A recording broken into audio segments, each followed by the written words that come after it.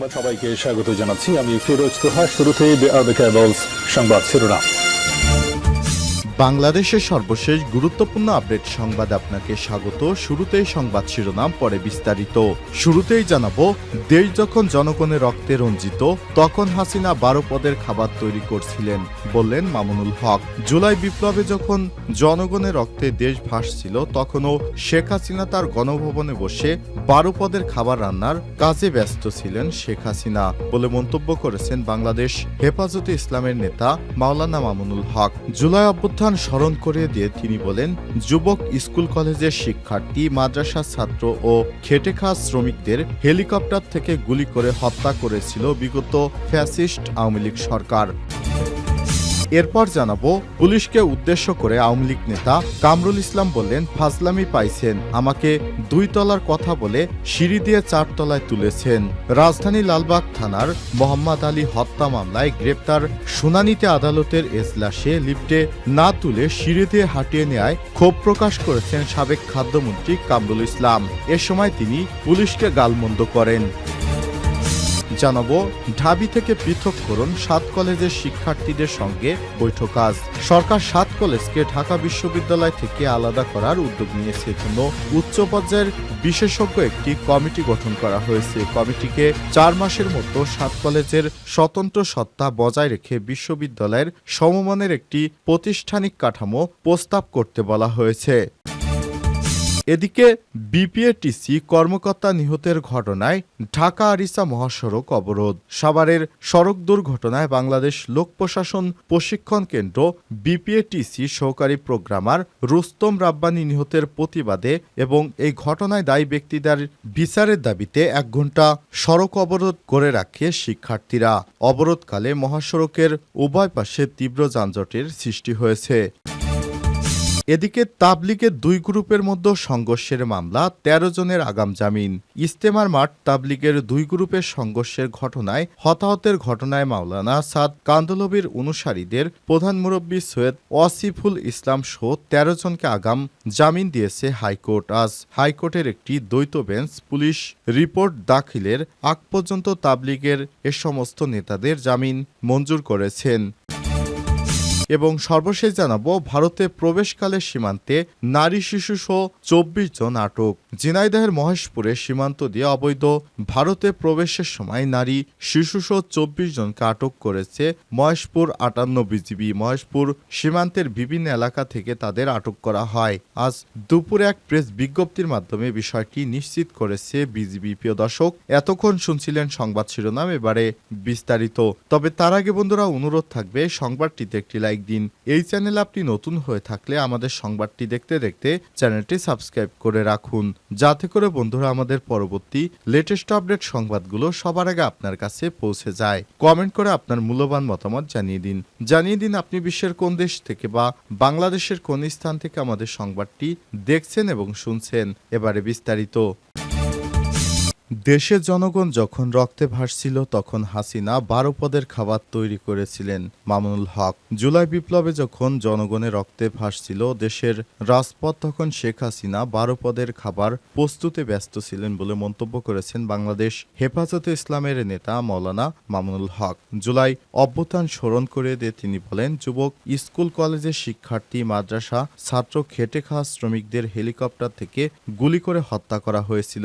মঙ্গলবার 7 জানুয়ারি রাতে ফরিদপুরের সালতা উপজেলা গোট্টি ইউনিয়নের ইসলামী মহাসম্মেলনে প্রধান অতিথির বক্তব্যে সব কথা জানান তিনি। ক্ষমতাচ্যুত শেখ হাসিনাকে ইঙ্গিত করে বাংলাদেশ খেলাফতে মজলিসের মহাসচিব বলেন, এটা শুধু তাদের জন্যই সম্ভব হয়েছিল কারণ রাষ্ট্রকে ক্ষমতাকে ভোগের বস্তু মনে করেছিল শেখ হাসিনা। যারা যখন ক্ষমতা পায়, বয়স যতই হোক তাদের চেহারার উজ্জ্বলতা বাড়ে, ক্ষমতা হারালে চেহারা শুকিয়ে যায়। শেখ হাসিনাকে তো এখন আর দেখা যায় না। 77 বছর বয়সী শেখ হাসিনা যখন রাষ্ট্র ক্ষমতায় ছিল তাকে দেখলে মনে হতো তার বয়স অনেক কম। ক্ষমতা ছেড়ে গেছে একবার, 1 বছর পর দেখেন কেমন দেখা যাবে তাকে। যখনই আগামী 1 বছর পর কোনো ক্যামেরার সামনে আসবে তখন দেখতে পারবেন শেখ হাসিনার চেহারা এখন কি হয়েছে।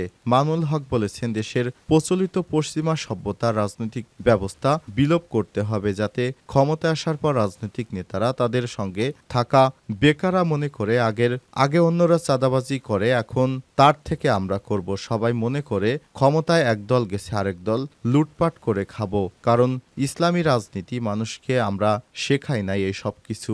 যদি ইসলামী রাজনীতি জাতি বুঝতে পারতো, এতদিন যা করেছি সব অন্যায় করেছি বলে হিসেব করত এতদিন, যে আমরা যে ধরনের অন্যায় করেছি এখন থেকে আমরা তাওবা করে সঠিক পথে ফিরে আসব। আগামীর বাংলাদেশ হবে ইসলামীর বাংলাদেশ। এজন্য তিনি নেতাকর্মীদের আহ্বান করেছেন, আগামীতে এমন দলকে ক্ষমতায় আনতে হবে যারা দেশের ইসলামের জন্য কাজ করে, মানুষের জন্য কাজ করে।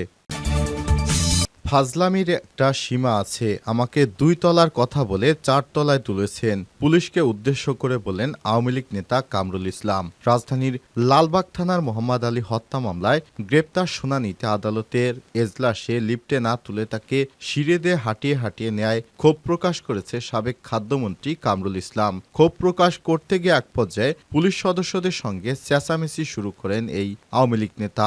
রাষ্ট্রপক্ষের আইনজীবী বলেন, আদালতে এলেই তিনি পুলিশ ও আইনজীবীদের সঙ্গে ঝগড়া করেন। আজ বুধবার 8ই জানুয়ারি ভোরে কনকনে শীতে সকাল 9টার আগেই পিজন ভ্যানে করে আদালতে আনা হয় কামরুল ইসলামকে। সাবেক আইসিটি প্রতিমন্ত্রী জোনায়েদ আহমেদ পলক, সাবেক আইজিপি চৌধুরী আবদুল্লাহ আল মামুন সহ 5 জনকে আনা হয়েছিল। এরপর ঢাকার চিফ মেট্রোপলিটন ম্যাজিস্ট্রেট আদালতের হাজতখানায় রাখা হয়। কিছুক্ষণ পর বিভিন্ন থানার হত্যা মামলা শুনানির জন্য তাদের এজলাসে তোলা হয়। এ সময় নিরাপত্তা দিতে সারি বেঁধে পুলিশ হাজতখানা থেকে কোর্টে সিঁড়ি পর্যন্ত ব্যারিকেড তৈরি করে। পরে কামরুল, পলক, চৌধুরী আবদুল্লাহ আল মামুন সহ 5 জনকে মাথায় হেলমেট, হাতে হাত করা আর বুকে বুলেট প্রুফ জ্যাকেট পরিয়ে সরাসরি আদালতে তোলা হয়। কিন্তু আদালতে সিঁড়ি দিয়ে তোলার সময় বাদে বিপত্তি। আদালতের লিফটে না তুলে ঢাকার মেট্রোপলিটন ম্যাজিস্ট্রেট আদালতের 4 তলায় তোলা হয় তাদের। এ সময় আসামিদের নিরাপত্তা প্রদানকারী পুলিশ সদস্যদের উপর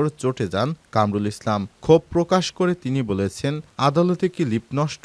এত সিঁড়ি বেয়ে উপরে হাঁটাচ্ছেন কেন? জানতে চেয়ে এক প্রকার চেঁচামেচি শুরু করেন তিনি। কামরুল ইসলাম রাগে চিৎকার করে পুলিশ সদস্যদের আরো বলেন, ইত্রামির একটা সীমা আছে। ফাজলামি পাইছেন 2 তলায় বলে 4 তলায় তুলেছেন। এ সময় পাশ দিয়ে হেঁটে যা আইনজীবীরা বলতে থাকেন, আদালতে আপনারা লাগাইছেন তো লিফট নষ্ট।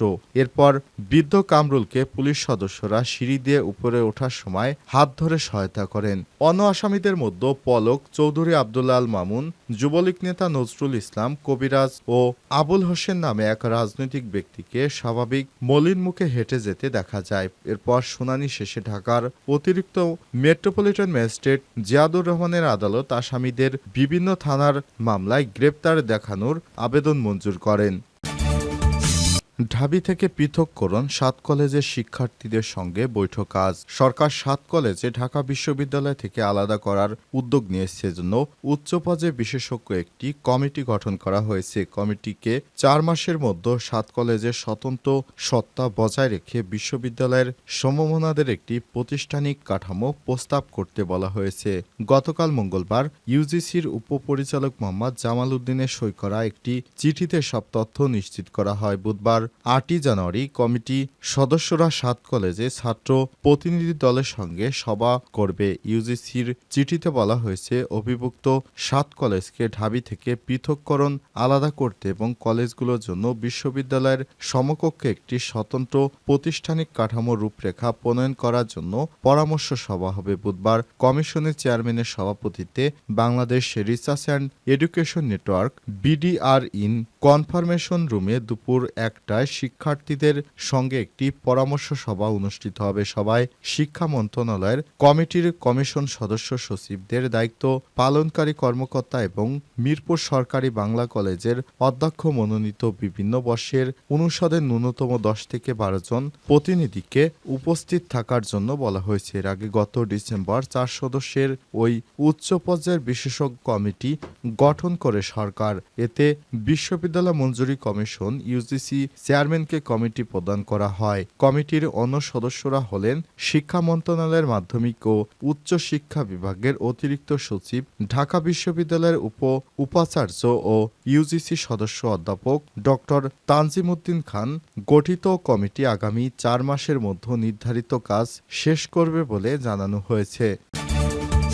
বিপিএটিসি কর্মকর্তা নিহতের ঘটনায় ঢাকা আরিচা মহাসড়ক অবরোধ। সাভারের দুর্ঘটনায় বাংলাদেশ লোক প্রশাসন প্রশিক্ষণ কেন্দ্র বিপিএটিসি সহকারী প্রোগ্রামার রুস্তম রাব্বানী নিহতের প্রতিবাদে এই ঘটনায় দায়ী ব্যক্তিদের বিচার ও নিরাপদে সড়কের দাবিতে ঢাকা আরিচা মহাসড়ক 1 ঘণ্টা সড়ক অবরোধ করে ছাত্রছাত্রীরা অবরোধকালে সড়কের উভয় পাশে তীব্র যানজটের সৃষ্টি হয়। বুধবার বেলা 11টা থেকে 12টা পর্যন্ত বাংলাদেশ লোক প্রশাসন প্রশিক্ষণ কেন্দ্র বিপিএটিসির সামনে ঢাকা আরিচা মহাসড়কের উভয় লেন বন্ধ করে সড়কে বিক্ষোভ করে বিপিএটিসি স্কুল অ্যান্ড কলেজের শিক্ষার্থীরা।